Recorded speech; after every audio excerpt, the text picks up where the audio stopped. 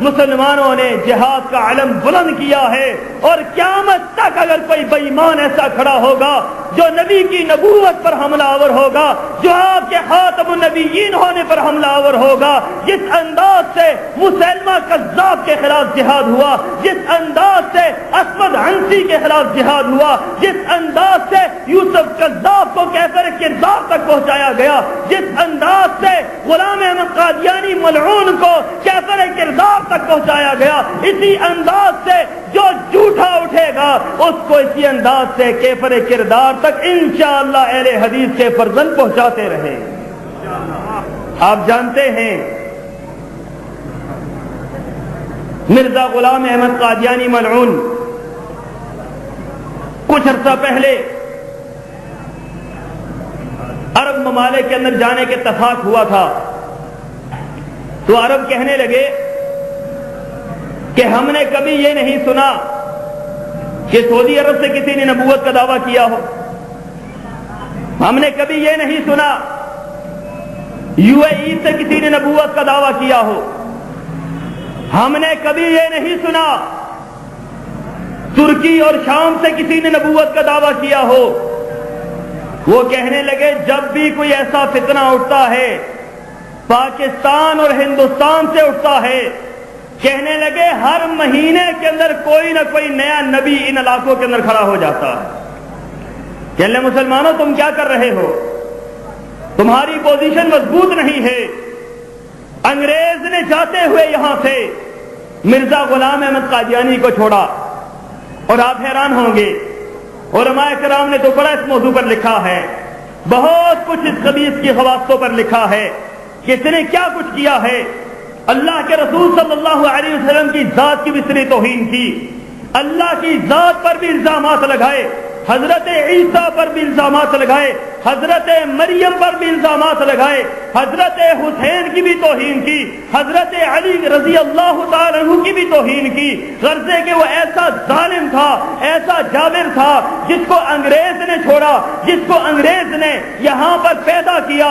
دیکھو نبوت ملتی ہے، اللہ نبی بناتا ہے، کسی حضرت ابراہیم کو نبی اللہ نے بنایا، حضرت اسماعیل کو نبی اللہ نے بنایا، حضرت محمد رسول اللہ کو نبی اللہ نے بنایا، حضرت موسیٰ کو نبی اللہ نے بنایا، حضرت نوح کو نبی اللہ نے بنایا۔ لیکن آپ جانتے ہوں گے مرزا قادیانی کو نبی کس نے بنایا؟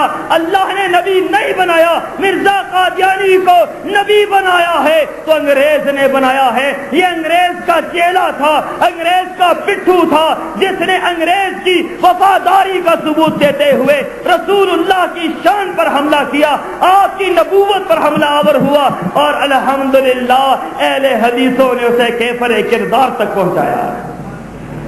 مرزا قادیانی کی بڑی باتیں ہیں، اس کی مختلف باتوں میں سے ایک بات جو اس کا خلیفہ لکھتا ہے، اس کا بیٹا لکھتا ہے کہ حضرت کی آنکھ کانی تھی۔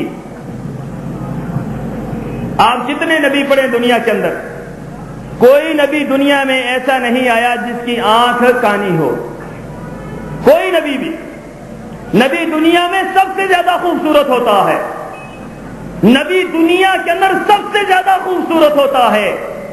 پڑھتے نہیں ہیں آپ حضرت یوسف کو، پڑھتے نہیں ہیں آپ حضرت ابراہیم کو، پڑھتے نہیں ہیں آپ حضرت موسیٰ کو۔ نبی کائنات میں سب سے زیادہ خوبصورت ہوتا ہے، یہ وہ نبی ہیں جنہیں اللہ نے بنایا۔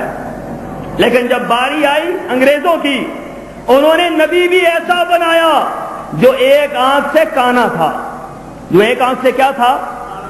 اور یقینی بات ہے کہ کانا جو ہے یہ دجال کی نشانی ہے، دجال بھی بے ایمان کانا، اور مرزا غلام احمد قادیانی دجال یہ بھی کانا ہی تھا۔ دنیا کے اندر کوئی نبی کانا ہو سکتا نہیں، ہو سکتا، نبی تو سب سے زیادہ خوبصورت ہوتا ہے۔ اور پھر اس کی فضیلتوں میں ایک فضیلت انہوں نے لکھی ہے کہ مرزا صاحب بڑے سادے تھے، بٹن باندھتے تھے، بٹن اوپر کا بٹن نیچے، نیچے کا بٹن اوپر، اتنے سادہ تھے کہ ایک جیب میں ڈھیلے رکھتے تھے، ایک جیب میں گڑ رکھا کرتے تھے، ڈھیلے استنجے کے لیے، گڑ کھانے کے لیے۔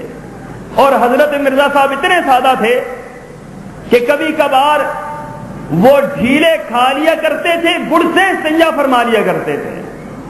یہ تعریفیں ہو رہی ہیں اپنے نبی کی، یہ جھوٹے کذاب کی تعریفیں کر رہے ہیں۔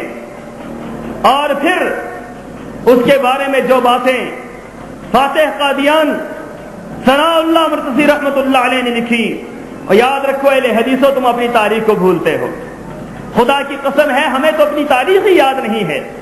ہمیں یہ نہیں پتا کہ مرزا غلام احمد قادیانی کے ساتھ سب سے بڑھ کر کس نے اس کے خلاف جہاد کیا۔ اللہ کے فضل سے جب مرزا قادیانی نے اپنی جھوٹی نبوت کا اعلان کیا، سب سے پہلے جس نے کفر کا فتویٰ لگایا، سب سے پہلے جس نے جھوٹے اور مفتری ہونے کا فتویٰ لگایا، وہ مولانا محمد حسین بٹالوی تھے، اہل حدیث کے سرخیل تھے، جنہوں نے یہ اعلان کیا کہ یہ جھوٹا ہے۔ اور اس کے بعد مناظرے ہوتے رہے، مختلف قسم کے مناظرے چلتے رہے، آخرکار مباہلے کی باری آئی۔ مباہلے میں فاتح قادیان مولانا ثناء اللہ مرتضی آتے ہیں۔ یہ میں نے ایک مورخ کی تاریخ میں لکھا ہوا پڑھا، جو اہل حدیث نہیں تھا لیکن مورخ تھا، جس نے اپنی تاریخ کے اندر حقائق کو لکھا۔ اس نے کہا دنیا کے اندر مرزا قادیانی کا مقابلہ کوئی نہیں کر سکتا تھا۔ ایک ثناء اللہ مرتضی تھے جس نے ہر میدان کے اندر اس کا ناک کا بند کیا اور آخرکار اس کو دعوت مباہلہ دی۔ وہ بھی آ گیا، حضرت ثناء اللہ مرتضی رحمت اللہ علیہ بھی آئے، تحریری طور پر مناظرہ لکھا گیا۔ 1907 کے اندر مباہلہ لکھا گیا۔ 1907 کے اندر مباہلے کے یہ الفاظ لکھے گئے کہ جو ہم میں سے جھوٹا ہے وہ اس کی زندگی میں مر جائے اور بدترین موت مرے۔ اور اللہ کا کرنا دیکھو، 1908 کے اندر، مئی 1908 کے اندر مرزا غلام احمد قادیانی ملعون اسہال کی بیماری میں، پیچس کی بیماری میں اللہ نے مبتلا کیا، اور باتھ روم میں گر کر وہ ملعون واصل جہنم ہوا۔ باتھ روم میں گرا، 1 سال کے بعد وہ جہنم رسید ہوا، اور اس کی موجودگی میں اس کے بعد ثناء اللہ مرتضی رحمت اللہ علیہ زندہ رہے۔